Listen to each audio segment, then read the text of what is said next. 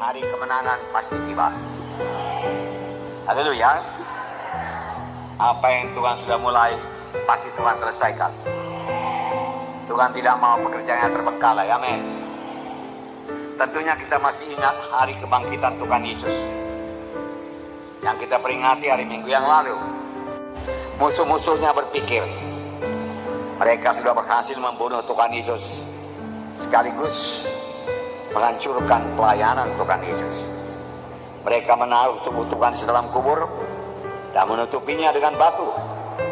Tetapi apa yang direncanakan Tuhan pasti jadi. Karena sebelum Tuhan Yesus disalib, Dia sudah lebih dahulu berkata, aku akan bangkit pada hari yang ketiga. Kematian tidak dapat menahan Tuhan Yesus. Hari Minggu tiba, hari kemenangan tiba. Bagaimanapun gelapnya pada hari Jumat, saudaraku, di mana Tuhan Yesus, saudaraku, mengembuskan napasnya yang terakhir. Kelihatannya segala sesuatu sudah berakhir, sudah selesai. Namun, saudaraku, tibalah hari Minggu, hari yang terang, hari kemenangan, di mana Tuhan mengalahkan maut. Dia bangkit daripada kematian dan Dia hidup. Amin. Hari Jumat kita juga akan berlalu, saudaraku. Boleh jadi pada saat ini kita mengalami, saudaraku, banyak persoalan-persoalan hidup, tekanan-tekanan hidup. Saudaraku, jangan menyerah, saudara. Tetap berpegang pada janji Tuhan, karena hari Minggu kita masing-masing pasti datang. Amin. Walaupun dalam perjalanan mencapai kehendak Tuhan tersebut ada halangan-halangan seperti yang dialami oleh Tuhan Yesus, sepanjang kita tidak kehilangan visi kita, sepanjang kita tetap berpegang teguh pada pengakuan iman kita, saudaraku, hari Minggu kita pasti muncul, saudaraku. Hari kemenangan kita pasti jadi. Hari kita sampai kepada panggilan Tuhan dalam hidup kita pasti digenapi Tuhan.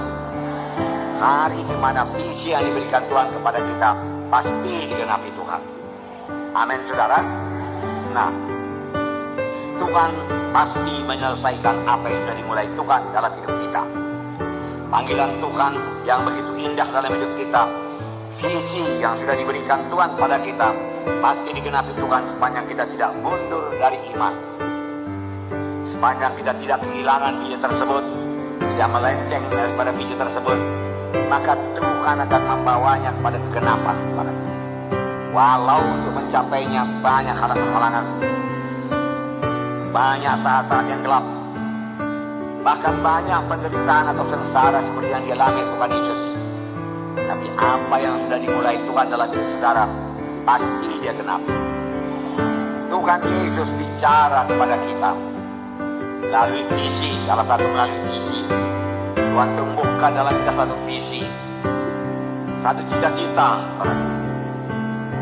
Jangan bergantung kepada perasaan dan penglihatan. Kadang-kadang perasaan dan penglihatan berbalikan dengan visi yang diberikan Tuhan kepada kita. Kalau sempat nanti saya akan bacakan Yusuf kepada saudara, di mana Tuhan menjanjikan dia jadi memperoleh kedudukan yang tinggi, di mana saudara-saudara bahkan orang tuanya datang menyembah kepadanya. Tapi sebelum mencapai visi tersebut, sebelum genap mencapai visi tersebut, saudaraku, Yusuf mengalami kebalikan daripada visi tersebut, yaitu jadi budak belia, kemudian difitnah, masuk penjara. Tapi satu perkara, Yusuf tidak pernah mempersalahkan Tuhan. Yusuf tidak pernah mengeluh kepada Tuhan. Dia tidak pernah berkata, Tuhan, Kau berikan aku visi yang besar, kenapa ini jadi pada aku, Tuhan? Aku tidak mengerti, gak masuk di akalku, Tuhan. Saudaraku, untuk mengerti Tuhan jangan pakai akal, Tuhan. Dia tidak berkata demikian. Dia tetap pada visinya. Dia yakin itu pasti jadi. Maka 15 tahun kemudian jadi Perdana Menteri Mesir. Mana saudara datang menyembah kepadanya. Saudaraku, marilah kita pandang firman Tuhan. Mana hari Minggu kita pasti datang. Hari kemenangan kita pasti datang. Hari di mana Tuhan mengenapkan visinya kepada kita pasti datang. Tidak bisa tidak datang. Karena Tuhan yang berjanji itu setia. Janji Tuhan yang mengatakan oleh pilu-pilu Yesus, kamu sudah sembuh, pasti jadi. Janji Tuhan yang berkata, aku datang supaya engkau beroleh hidup yang berkelimpahan, pasti jadi. Hanya Tuhan minta sedikit saja daripada kita. Berikanlah jalannya anakku, supaya aku bisa memberkati engkau. Berilah kepada Tuhan, taburlah. Dengan tidak mengharapkan balasan daripada Tuhan, itu kuncinya. Saudara memberikan persepuluhan bukan untuk memancing Tuhan, tapi memang kasih dari hati saudara untuk memberi kepada Tuhan, beri persepuluhan kepada Tuhan.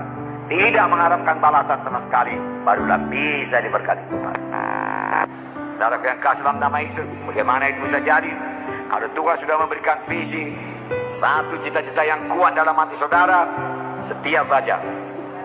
Tuhan akan membawanya pada kenyataan. Boleh jadi pada mulanya kecil saja dulu, tetapi bertambah hari bertambah besar, bertambah hari bertambah cepat, saudara. Demikian juga saudara. Maka panggilan Tuhan kepada saudara, visi Tuhan kepada saudara, hanya saudara yang bisa menggenapkan. Amin. Hanya saudara yang bisa menggenapkan, nggak ada orang lain. Itulah DNA keturunan, amin. Tapi ada DNA dari sorga yang menyangkupkan saudara, yang membuat saudara dilengkapi untuk sampai kepada visi saudara, mengerjakan pekerjaan Tuhan dan berbuah. Dan tidak ada orang lain yang bisa menggantikannya, hanya saudara saja yang bisa mengerjakannya.